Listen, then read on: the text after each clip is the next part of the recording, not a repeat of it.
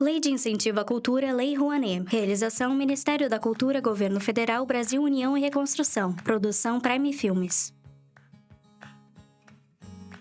Mulher branca com cerca de 40 anos caminha de um lado para outro em uma sala. Segura um mapa. Usa traje típico italiano. Lenço quadriculado vermelho na cabeça, blusa branca e saia verde. Homem branco com cerca de 40 anos chega pela esquerda. Usa traje típico alemão, chapéu Peter Pan, camisa xadrez e jardineira marrom. Alô! Tchau, amigo! Olá, Giovana! E o que é isso? Fritz, é um mapa antigo de Guabiruba. Eu encontrei ontem lá na biblioteca. É? Aham. Fritz, não é aqui que fica a indústria da sua família? É verdade, Giovana. Agora, nessa época tinha bastante mato aí, viu? Aham. Olha aqui, Fritz. Olha como o centro da cidade cresceu. Uau! Verdade! Ô, Giovana, sabia que a indústria da minha família foi uma das primeiras em Guabiruba? Sério? Que legal! Ô, Giovana, mas isso já faz muito tempo mesmo. É, mais ou menos, 1, 2, 3, 4... muito tempo, Giovana, muito tempo. Como é que será que era naquela época, né? Não sei, Fritz. Mas sei como podemos descobrir. É mesmo? Você tá pensando a mesma coisa que eu? Com certeza! Animação. No centro há um pórtico com o nome da cidade Guabiruba. Abaixo dele são uma italiana, um alemão e elementos da cultura local. Depois de aprendermos sobre economia, vamos falar hoje sobre um assunto muito importante: indústria e comércio. Fritz sorri para nós. Fritz, o que você está fazendo? É a sua deixa. Giovana, eu tô me arrumando, não tá vendo? Eu quero ficar bem bonito, pra deixar minha família bem orgulhosa. Alô, mamãe! Abana. Põe as mãos na cintura, ainda sorrindo. Giovana, os nossos amigos já estão ali? Olá, pessoal! Hoje, para a nossa entrevista, nós vamos chamar um convidado bem especial. Ele é advogado e também é um pesquisador histórico. Com a gente, hoje, o senhor Roque Tirschnabel. Homem branco com cerca de 70 anos. Obrigada por ter vindo aqui conversar conosco hoje. Podemos começar? Podemos. Ai, que bom! Nós temos muitas perguntas, né, Giovana?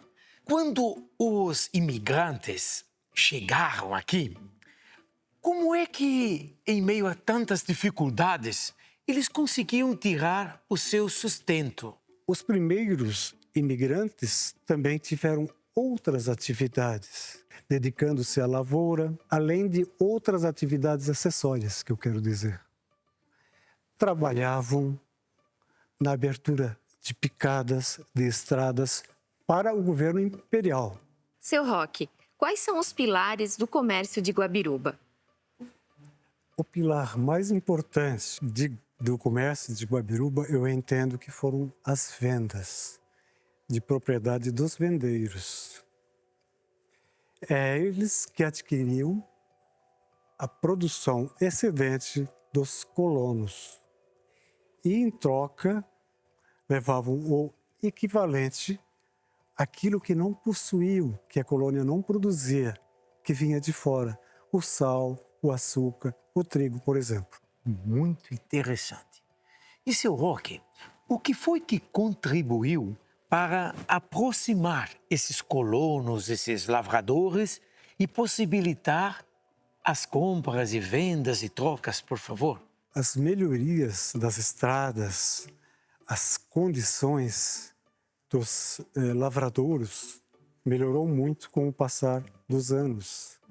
E isso favoreceu muito, né, os colonos e também os vendeiros. E que outras atividades, seu Roque, como o artesanato, por exemplo, movimentam o comércio local? Os imigrantes, quando vieram, também trouxeram em sua bagagem as profissões de origem. Dentre os artesãos, os marceneiros, carpinteiros, oleiros, transformando sua produção para a venda, além do que tiravam para o sustento da família. Quando e como se deu essa mudança de cidade rural para industrial?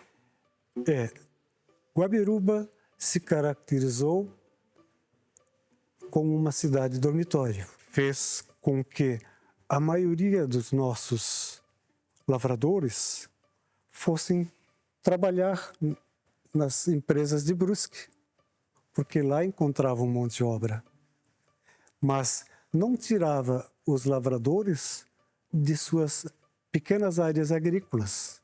E o que favoreceu justamente a situação foi os turnos que as empresas tinham, matutino, vespertino e noturno, facilitando com que os colonos fossem trabalhar nas fábricas e, ao mesmo tempo, tinham um período disponível para trabalhar na lavoura.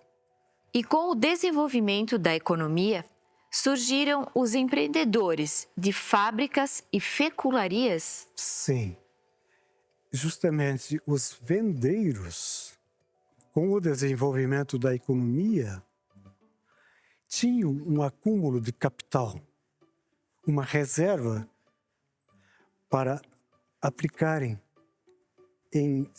investirem em seus negócios e em outras atividades. Então, eles abriram fábricas como fecularias e pequenas indústrias têxteis. Seu Roque, uma outra pergunta.